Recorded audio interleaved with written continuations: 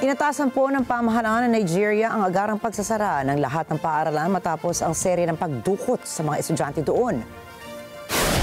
Ayon kay Governor Mohamed Umaru Bago, sa klaw ng utos ang lahat ng pampubliko, pribado, primary, secondary, pati na rin ang religious groups at federal government colleges. The only country we have, and Niger State is our state. Such must continue as government to protect the lives and properties of our citizens. In this decision, stakeholders today have decided to close all schools in Niger State.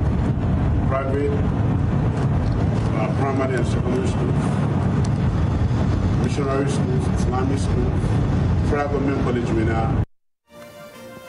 Pumalo na sa 315 mga bata at school staff ang pinaniniwalang dinukot. Isa na ito sa mga pinakamalalaking mass kidnappings na naitala sa bansa.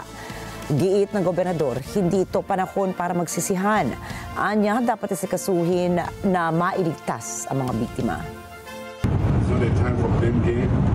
Our mission today is to see how we can rescue these children and all those that have been kidnapped in that incident.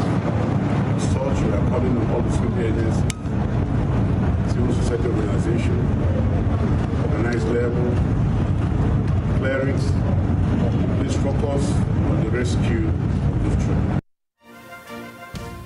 Patuloy namang nagkakasa na malawakang rescue operations ang security forces upang mahanap ang daan-daang kabataang tinangay.